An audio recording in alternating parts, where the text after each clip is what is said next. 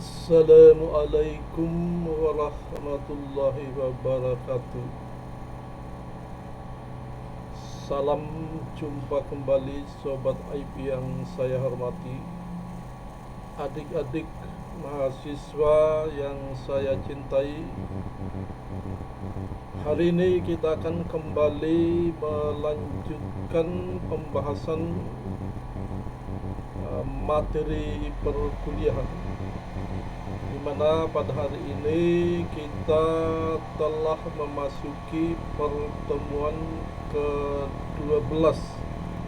Ini perlu diingat ya, kita hari ini pertemuan ke-12, yang artinya bahwa kita hanya menyisakan 2 pertemuan lagi untuk menyelesaikan materi perkuliahan mata kuliah statistika. Ya, hari ini di pertemuan ke-12 Sobat IP yang saya hormati, kita akan masuk ke materi pengujian hipotesis, di mana di pengujian hipotesis ini saya akan bagi 2 sesi lagi, yaitu sesi pertama menyangkut penjelasan secara umum tentang hal-hal yang menyangkut pengujian hipotesis. Kemudian di sesi yang kedua kita akan lanjutkan dengan pengujian hipotesis dengan menekankan pada contoh-contoh perhitungan ya di sesi kedua. Jadi untuk perhitungan di kasus-kasus, contoh-contoh kasus, kita akan bahas pada sesi yang kedua ya, yaitu di pertemuan ke-13. Hari ini kita akan membahas pertama adalah pengertian daripada pengujian hipotesis, kemudian konsep hipotesis, lalu kita lanjutkan dengan prosedur pengujian hipotesis, kemudian kita lanjutkan dengan jenis-jenis pengujian hipotesis, dan kita akan akhiri dengan pengujian hipotesis rata-rata. Ya, tapi di sini sebenarnya yang akan dijelaskan pada sesi berikutnya, yaitu sesi yang kedua daripada pengujian hipotesis, itu adalah pengujian hipotesis rata-rata yang disertai dengan contoh-contoh soal. Ya, kita akan lanjutkan pembahasan hari ini.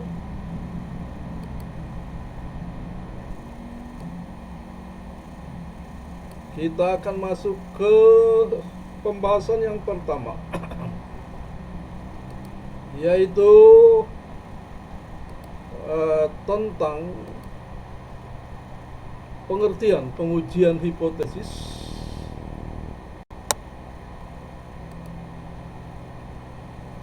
Ya, kita mulai dari apa yang dimaksud dengan hipotesis. Hipotesis berasal dari bahasa Yunani, yaitu hupo, yang berarti lemah atau kurang atau di bawah, dan tesis yang berarti teori, proposisi atau pernyataan yang disajikan sebagai bukti, sehingga dapat diartikan bahwa hipotesis merupakan pernyataan yang masih lemah kebenarannya dan perlu dibuktikan, atau dugaan yang sifatnya masih sementara. Itu adalah pemahaman arti daripada hipotesis.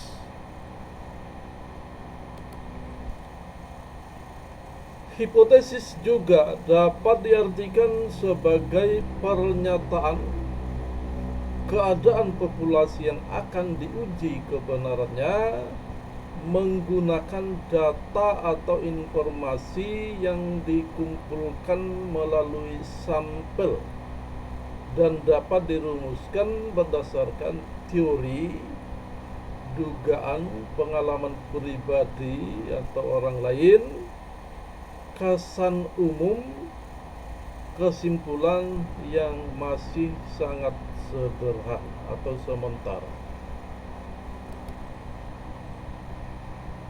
Kemudian kita lanjut ke pengertian hipotesis statistik. Hipotesis statistik adalah pernyataan atau dugaan mengenai keadaan populasi yang sifatnya masih sementara atau lemah kebenarannya. Hipotesis statistik dapat berbentuk suatu variabel seperti binomial, Poisson, dan normal, atau nilai dari suatu parameter seperti rata-rata, varians, simpangan baku, dan proporsi. Hipotesis statistik harus diuji, karena itu harus berbentuk kuantitas untuk dapat diterima atau ditolak. Hipotesis statistik akan diterima jika hasil pengujian membenarkan pernyataannya dan akan ditolak jika terjadi penyangkalan dari pernyataan. Kemudian apa itu pengujian hipotesis? Pengujian hipotesis adalah suatu prosedur yang dilakukan dengan tujuan memutuskan apakah menerima atau menolak hipotesis itu. Dalam pengujian hipotesis, keputusan yang dibuat mengandung ketidakpastian. Artinya keputusan bisa benar dan bisa juga salah, sehingga menimbulkan resiko. Besar kecilnya resiko dinyatakan dalam bentuk probabilitas. Pengujian hipotesis merupakan bagian terpenting dari statistik inferensi. Jadi bukan statistik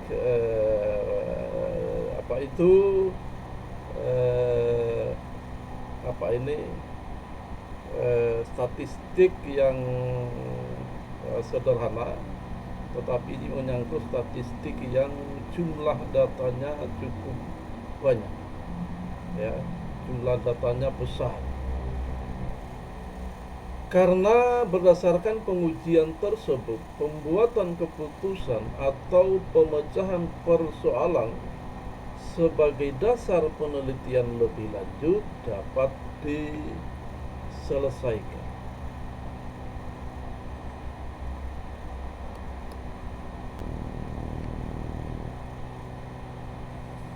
Kemudian bagaimana konsep hipotesis? Konsep hipotesis itu menyangkut dua jenis hipotesis. Yang pertama kita sebut sebagai hipotesis penelitian. Itu adalah hipotesis kerja yang biasa juga disebut sebagai hipotesis alternatif. Dinotasikan dengan HA atau H1, yaitu hipotesis yang dirumuskan untuk menjawab permasalahan dengan menggunakan teori-teori yang ada hubungannya dengan masalah penelitian dan belum berdasarkan fakta serta dukungan data yang nyata di lapangan. Hipotesis alternatif dirumuskan dengan kalimat positif. Dan yang kedua disebut dengan hipotesis nul. Dinotasikan atau disimbolkan dengan H0. Hipotesis nul adalah pernyataan tidak adanya hubungan, pengaruh atau perbedaan antara parameter dengan statistik. Hipotesis nol dirumuskan dengan kalimat negatif. Nilai daripada hipotesis nol harus menyatakan dengan pasti nilai parameter. Bagaimana prosedur pengujian hipotesis? Prosedurnya itu menyangkut langkah-langkah yang dipergunakan dalam menyelesaikan pengujian hipotesis tersebut. Langkah-langkah daripada pengujian hipotesis statistik adalah pertama, menentukan formulasi hipotesis. Yang kedua, menentukan taraf nyata, disimbolkan dengan alfa. Yang ketiga adalah menentukan kriteria pengujian. Yang keempat, menentukan nilai uji statistik. Dan yang kelima adalah membuat kesimpulan.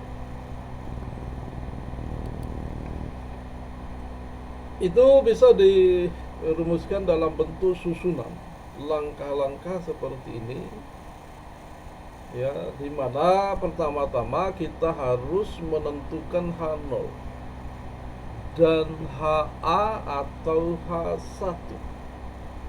Ya, jadi H0 kita tetapkan dan H1 juga, HA juga kita tetapkan.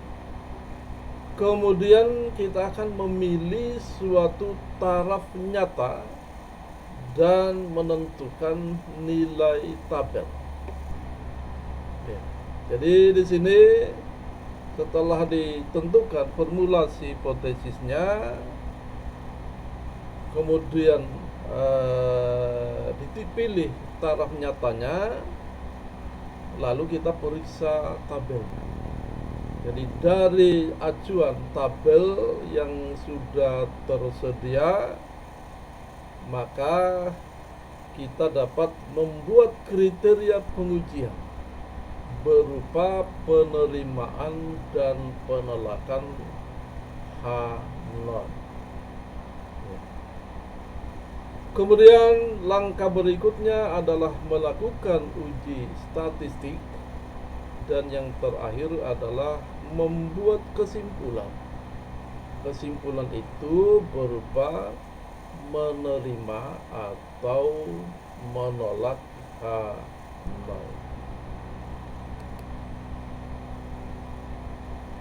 Jenis-jenis daripada pengujian hipotesis kita akan bagi berdasarkan pertama, berdasarkan jenis parameternya, berdasarkan jumlah sampelnya, berdasarkan jenis distribusinya, berdasarkan arah atau bentuk formulasi hipotesisnya. Kita mulai dari pengelompokan yang didasarkan pada jenis parameternya. Kita kelompokkan menjadi 3 bagian. Yang pertama adalah pengujian hipotesis tentang rata-rata,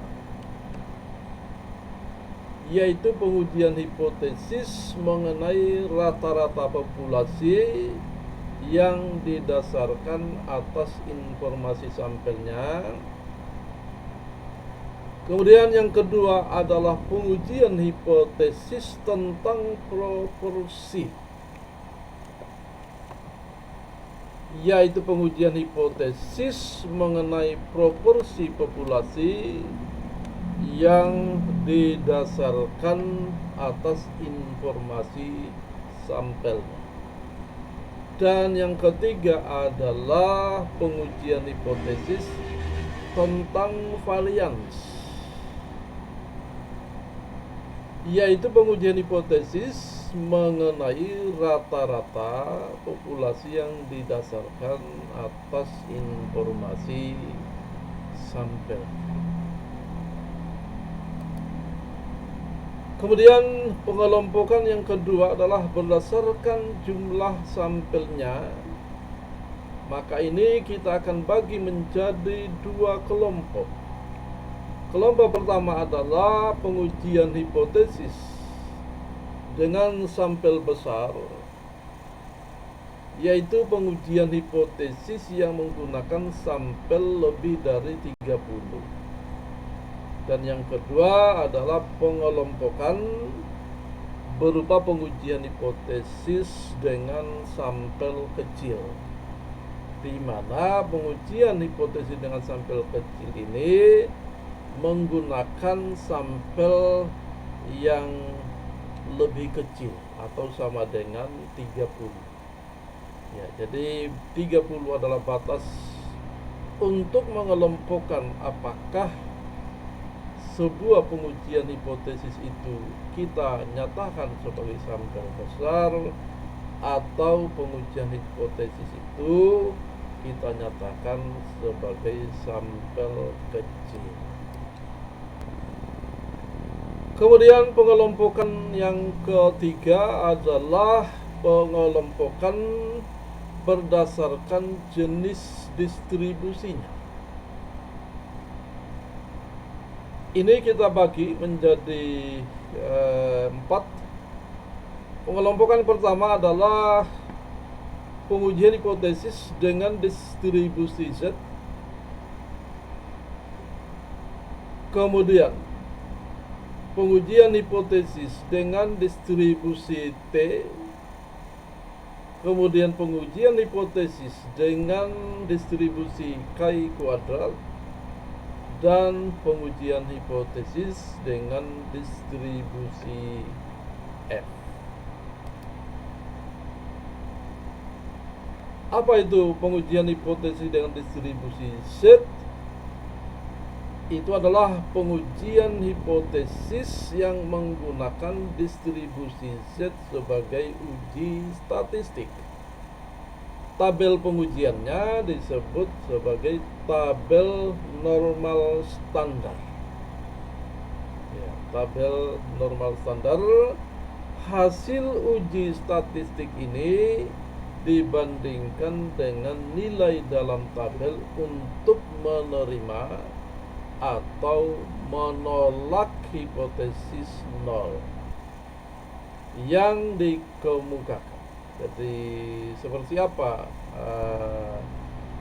hipotesis nolnya, ya, maka itu kemudian dengan uji Z akan ditentukan apakah dia diterima atau ditolak. Dicontohkan di sini pengujian hipotesis 1 beda 2 rata-rata sampel besar. Ya, seperti apa ini pengujian ini nanti kita akan jelaskan, ya.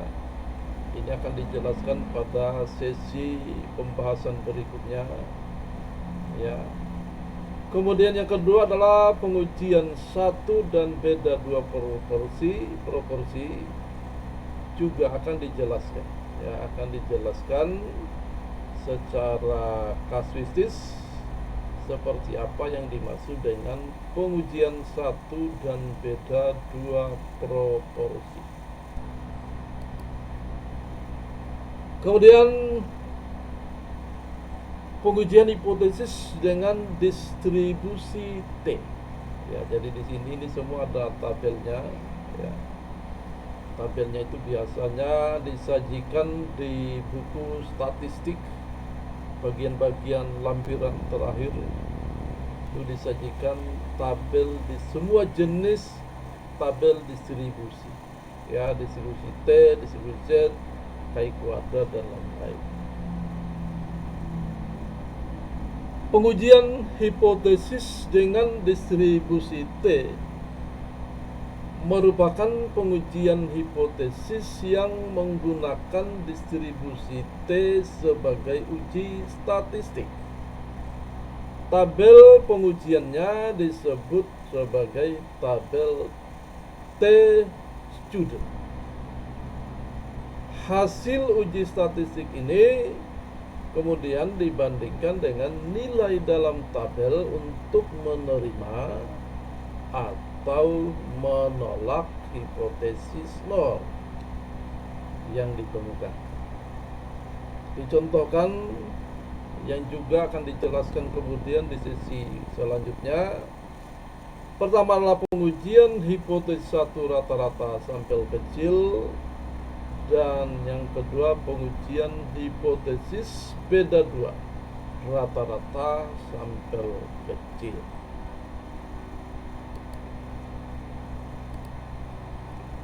Kemudian pengujian hipotesis dengan distribusi Ki kuadrat.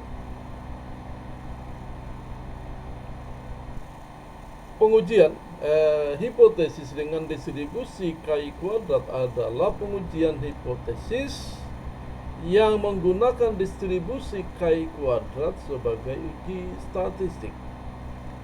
Tabel pengujiannya disebut tabel Ki kuadrat.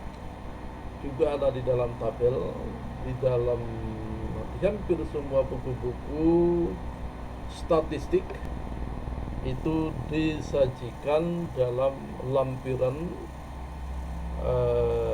tentang tabel distribusi, ya. Hasil uji statistik ini kemudian dibandingkan dengan nilai dalam tabel untuk menerima atau menolak hipotesis nol yang dikemukakan. Dicontohkan pertama adalah pengujian hipotesis beda 3 proporsi, pengujian independensi, dan pengujian hipotesis kompatibilitas. Kemudian pengujian hipotesis dengan distribusi F, yaitu pengujian hipotesis yang menggunakan distribusi F atau F rasio sebagai uji statistik. Tabel pengujiannya disebut sebagai tabel F. Hasil uji statistik ini kemudian dibandingkan dengan nilai dalam tabel untuk menerima atau menolak hipotesis nol yang dikemukakan. Dicontohkan adalah pertama pengujian hipotesis beda 3 rata-rata, dan yang kedua adalah pengujian hipotesis kesamaan 2 varian. Kemudian berdasarkan arah, ya, pengelompokan berdasarkan arah atau bentuk formulasi hipotesisnya. Ini dibagi menjadi 3 kelompok.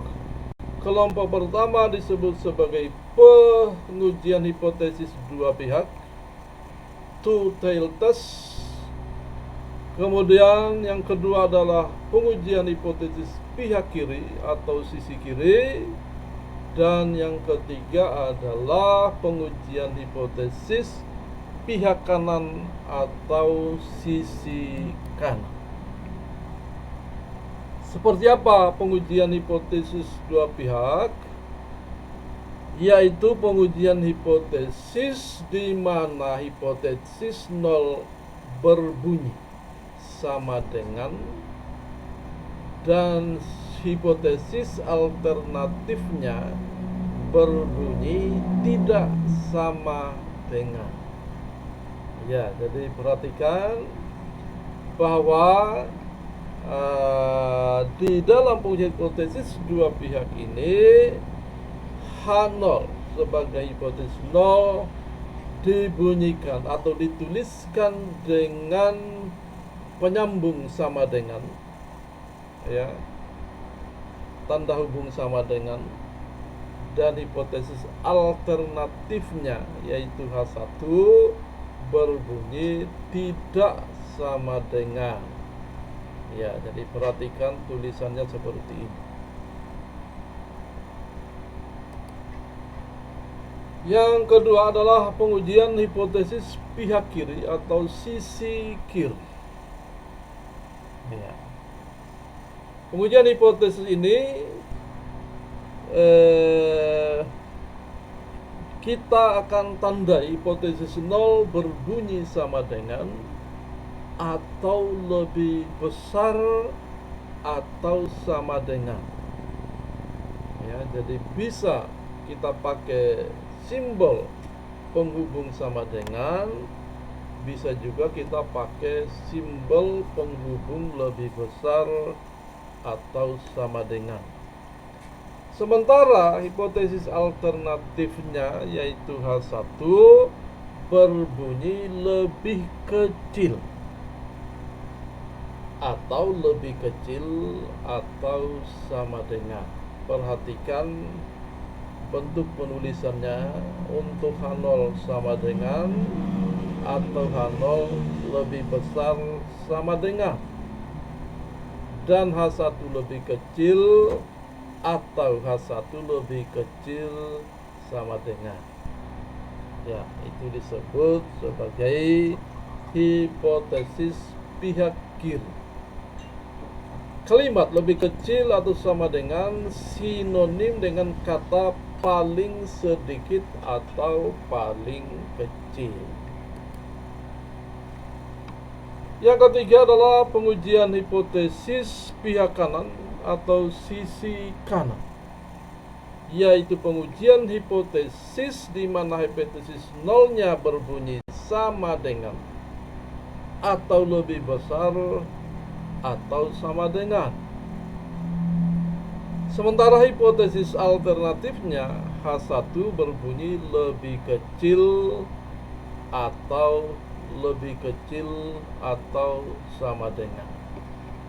Perhatikan cara menulisnya. H0 sama dengan atau H0 lebih besar sama dengan, dan H1 lebih kecil atau H1 lebih kecil sama dengan.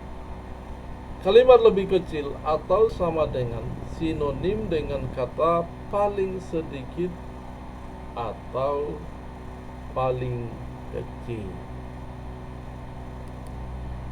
Ya, jadi pengujian hipotesis rata-rata yang tadi ditulis dalam bagian terakhir, bagian kelima pembahasan ini, kita akan bahas khusus, ya.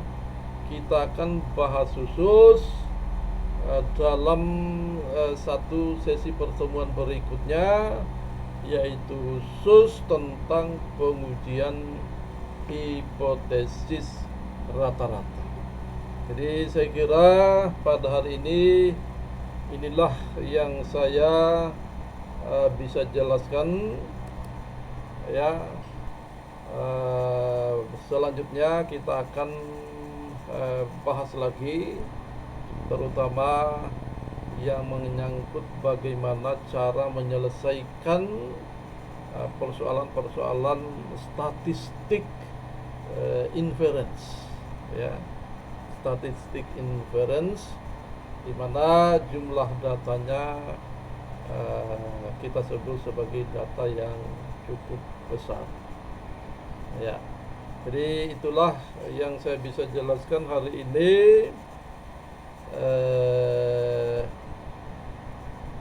Lebih kurangnya saya kira itu saya mohon dimaafkan. Yang kurang itu adalah kelemahan saya sebagai seorang manusia, dan kalau ada lebih itu tentu berdasarkan petunjuk yang diberikan, kekuatan yang diberikan oleh Allah Subhanahu wa taala. kita akhiri. Sebelumnya saya akan memberitahukan kembali bahwa jangan lupa mengisi absensi di sistem informasi akademik yang kita gunakan, karena di sanalah absensinya akan direkod secara otomatis ya, untuk menyatakan mahasiswa hadir atau tidak hadir di dalam perkuliahan ini. Kemudian juga jangan lupa memberikan dukungannya ya, jika mungkin ada sedikit manfaat yang bisa dipetik dari pembahasan di dalam video pembelajaran ini, maka jangan lupa klik subscribe, like, dan share ke teman-temannya yang mungkin membutuhkan pembahasan ya. Saya kira demikian pertemuan kita hari ini. Billahi taufiq wal hidayah, wastabiqul khairat.